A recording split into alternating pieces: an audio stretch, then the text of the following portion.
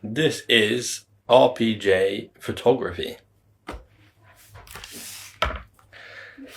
I have myself a Rolleicord. I messed up when I brought it. I should have opened it on camera and showed you how bad it looked. I had to do a lot of cleaning to clean up the lenses. The whole body was a little dirty. It was just old. There was no real issue with it. The biggest problem was the shutter. I played with it for a bit. It was fine. And then after the end of my first roll, all the time started getting a little sticky.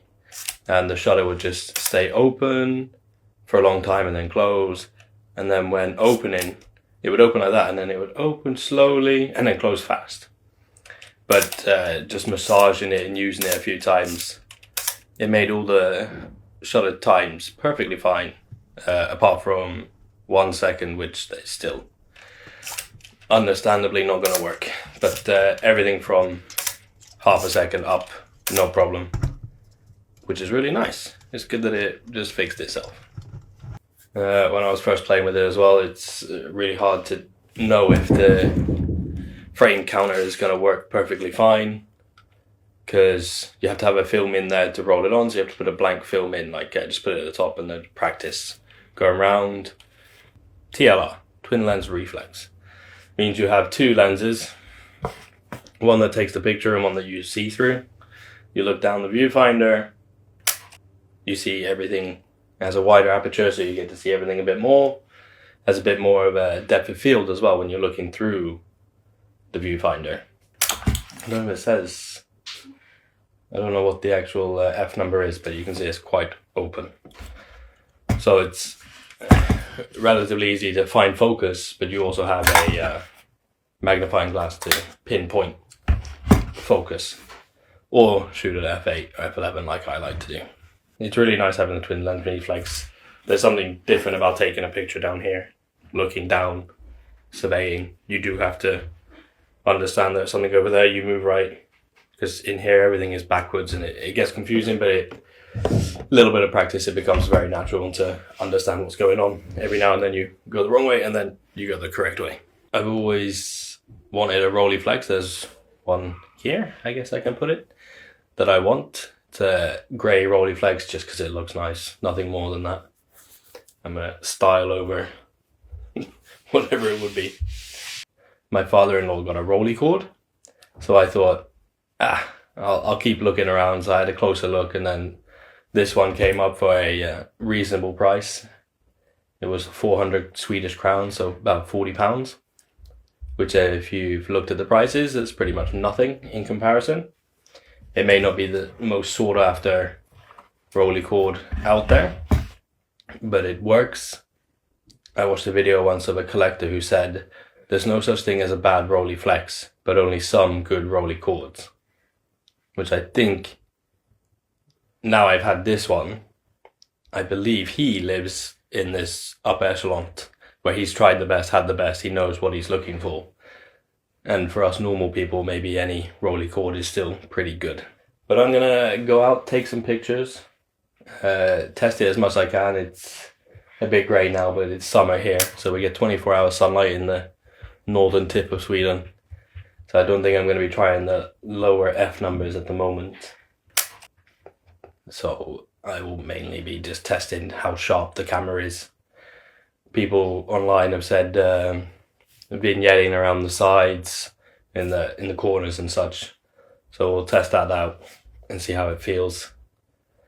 But also when it's a Jenna lens, my understanding after watching all these videos and hearing about the Jenna lens is they're supposed to be good for portraits and stuff like that.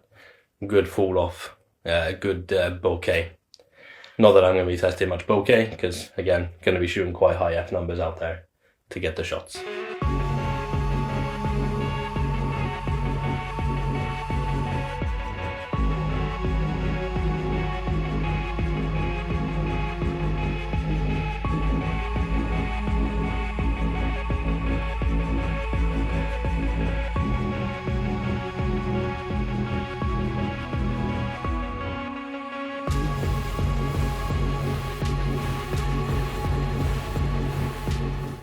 I got this from my father-in-law.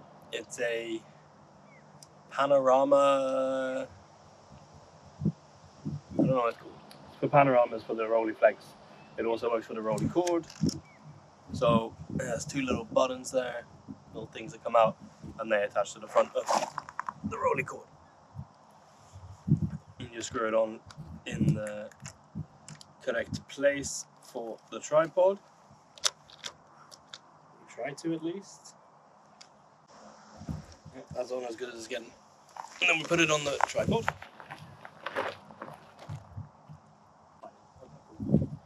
Good to know. Problem with panoramas or wide angle shots is you're going to see on this image as well. The town here is awesome when you zoom in, but at the moment it's taking up maybe 5% of the screen.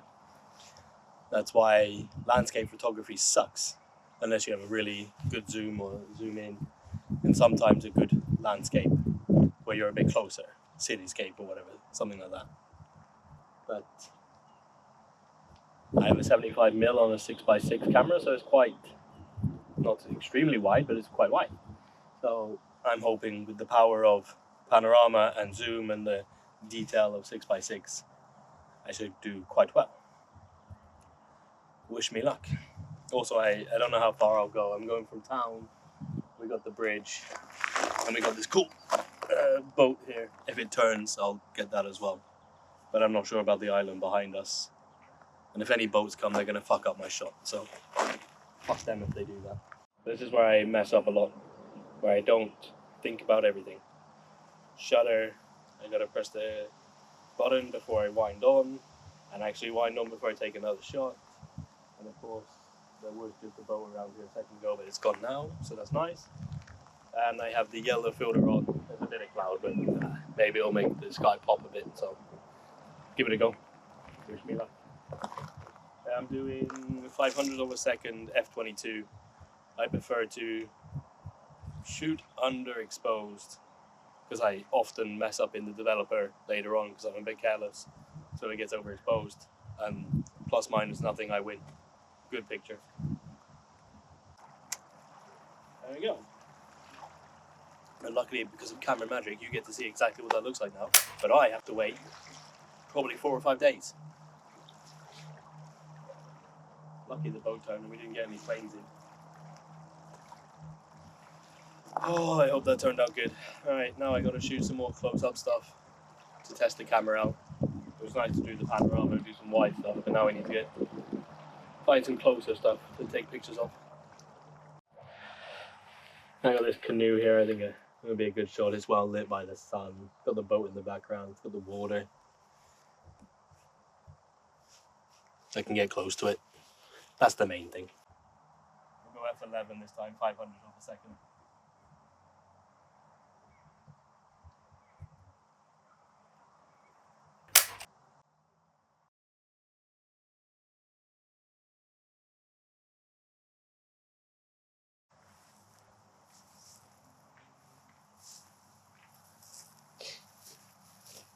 I see some flowers. I might as well get a little close up. f11 again. I'm in f11, 500/2. And I just took the shot. It's another issue with this one. Just took the fucking shot.